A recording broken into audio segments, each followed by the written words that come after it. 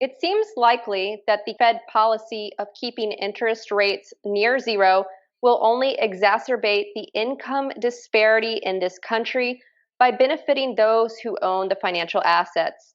What do you think we can do to help those who are currently falling behind as a result of this pandemic?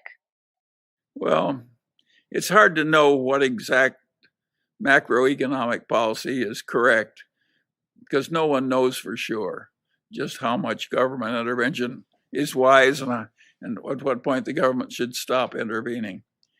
And I don't think we have any great gift at making macroeconomic predictions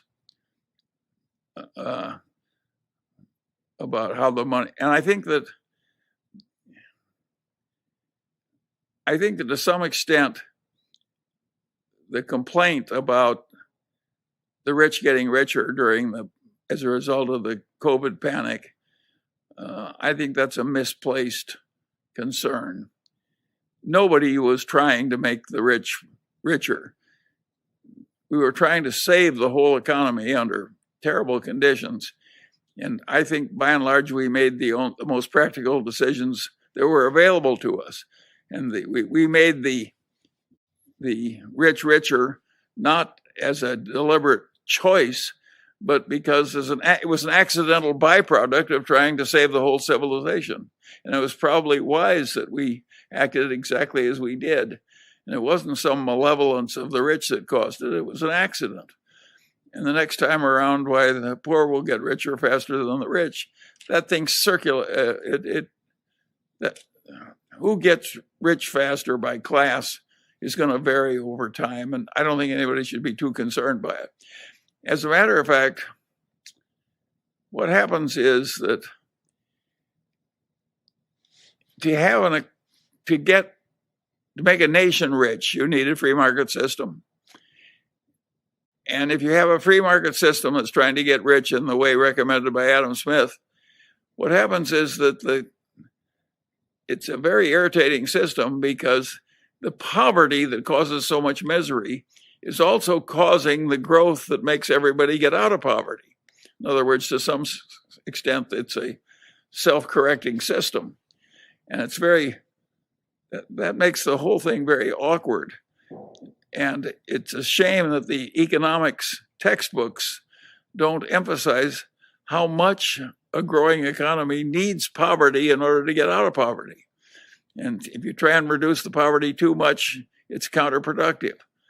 And these are very difficult questions, and most people assume that it's simple. I mean, if we could make the world richer by just raising the minimum wage to $100,000 a second or something, well, of course we would do it, but we can't. The Federal Reserve appears to be supporting asset prices. Do you think this is a worthwhile policy objective given the effect it has on creating financial excesses and income inequality? What do you think the long-term consequences will be?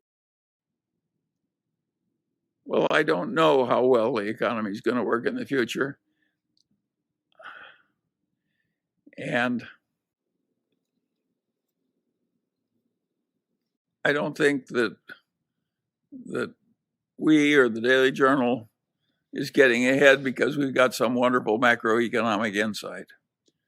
And I do think that I'm way less afraid of inequality than most people who are bleating about it. I think that inequality is absolutely an inevitable consequence of having the policies that make a nation grow richer and richer and elevate the poor. So I don't mind a little inequality. And what I notice is that the rich families generally lose their power and wealth, and pretty fast. And so I don't worry that the country is being ruined by a few people who are getting ahead a little faster than the rest of us. I think the Chinese were very smart. Imagine a bunch of Chinese communists turning a whole lot of Chinese into billionaires in a big hurry. And And what do the Chinese communists do with respect to death taxes? The death tax in China is zero. That's what the communists are doing. I think they're probably right, by the way. Many believe that inequality accelerated by this pandemic has reached alarming levels that demands drastic solutions, such as a wealth tax. Do you agree with the premise? And if so, how would you address inequality? Well, I think any rich nation ought to have a social safety net that expands a little with its wealth. And that's what we've been doing through my whole lifetime. And I applaud the result. And I think the result would have been worse if either party had been in control all by itself for the whole period. In other words, I think the system of checks and balances and elections that our founders gave us actually gave us pretty much the right policies during my lifetime. And I hope that that will continue in the future. But I do think politics is getting more full of hatred and irrationality than it used to be in America, and I don't think that's good.